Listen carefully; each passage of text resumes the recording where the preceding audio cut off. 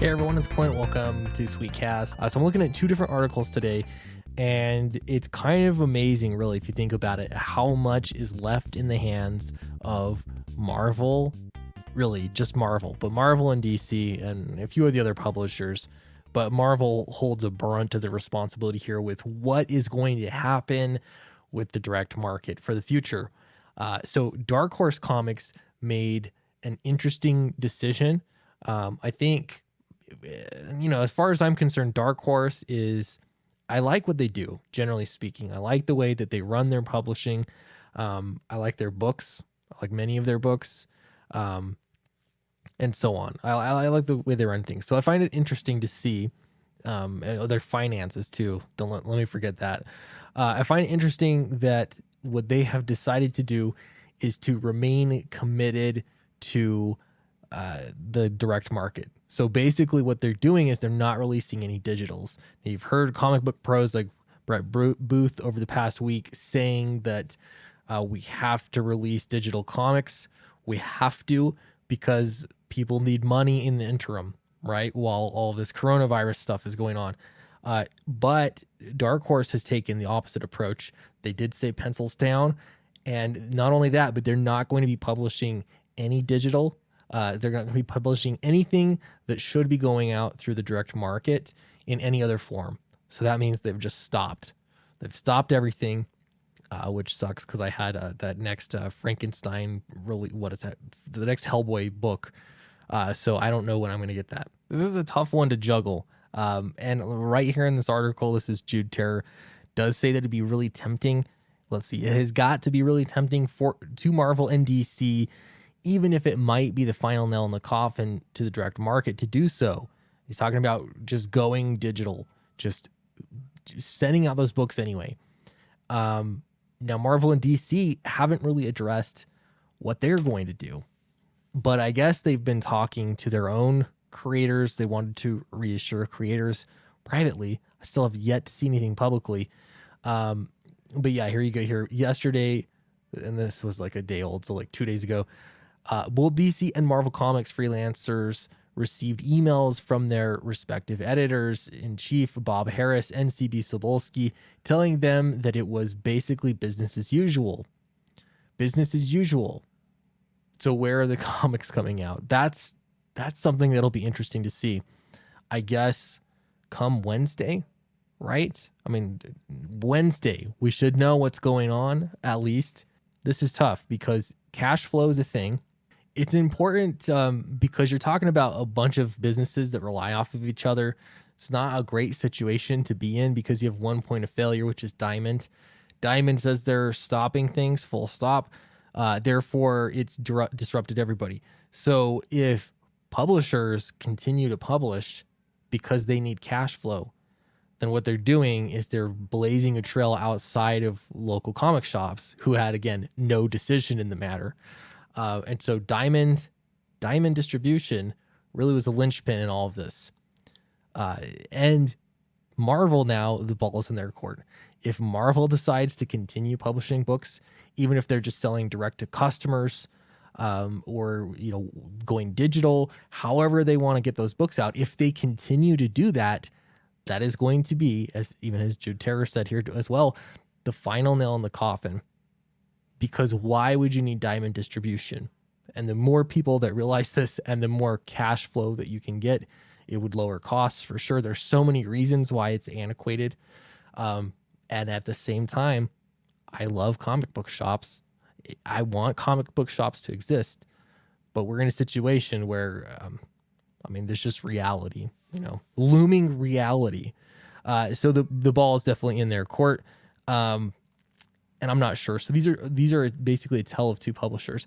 It's yet to be seen what Marvel is going to do, if they're just going to be paying their creative teams to continue doing work and then put a hold on all their books coming out.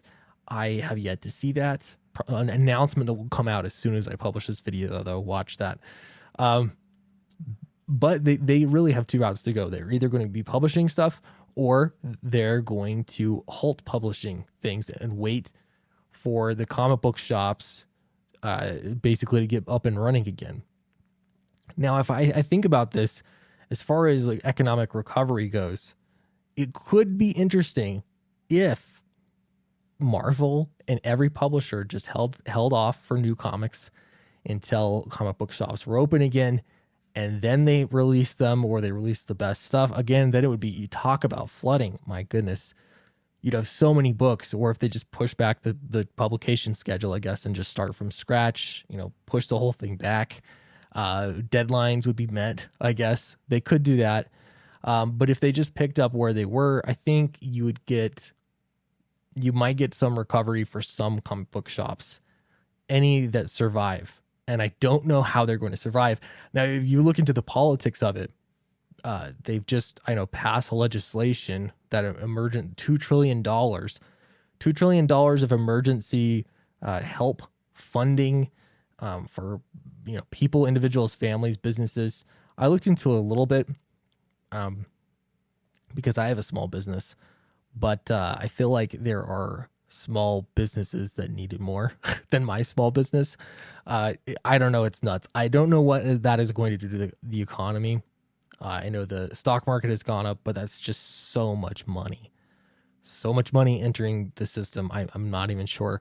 So how can comic book shops leverage that? Any kind of help that the U.S. government is able to give them? And is it too little too late? Does it not matter? I mean, some of the stuff you're talking, you go a month, you go 3 weeks without business. I don't know how you keep the lights on. Like there's so many moving parts here to just put everything on pause and then reset. I don't know. I'm not sure. This is my guess. Okay. My guess is that Marvel and DC need cash flow, because especially DC is under some pressure. They need that cash flow.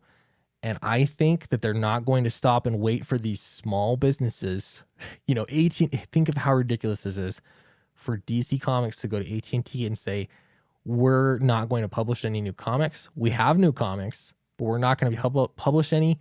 We're not going to seek that cash flow because we want these little mom and pop shops, comic book shops, to survive.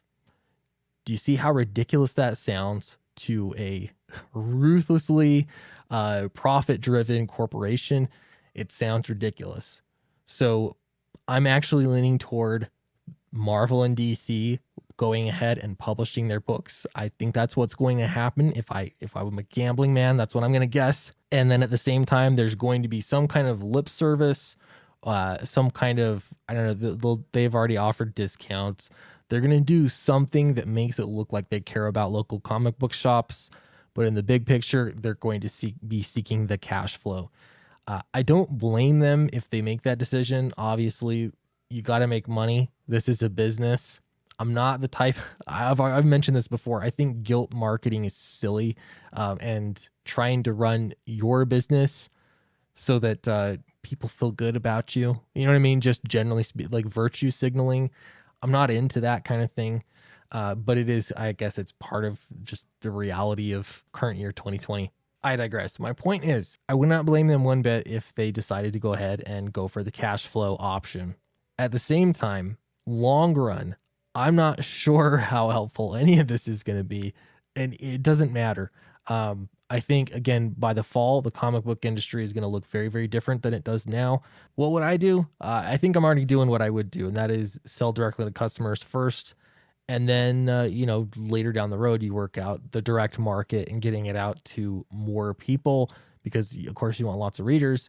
But I think a lot of people are considering how they're going to sell directly to customers. And that's just the reality. If you want comic books to survive, they're going to have to find ways to get cash flow and to continue selling books. Marvel has always been ruthless. That's why they flood the shelves to push out the competition. Right now, their competition has basically opted out, right, in Dark Horse and other smaller publishers.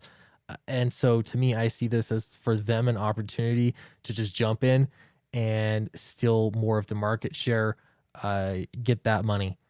Because even now, there are people that would spend money on comics. I've seen that, again, on crowdfunding. I still get backers to get Downcast.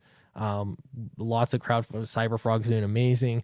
Lots of crowdfunding projects seem to be doing well. There's still people that want to buy comics. And if you can't get them at stores, how else are you going to get them? I still think you're going to have customers that would absolutely buy them online if that was their only option. And that's going to cause virtual riots. So we'll see. Let me know what you would do in the comments below. Let me know if you think I'm full of it, whatever you want to say. And if you haven't backed Downcast yet, check it out. It's in the link in the description below.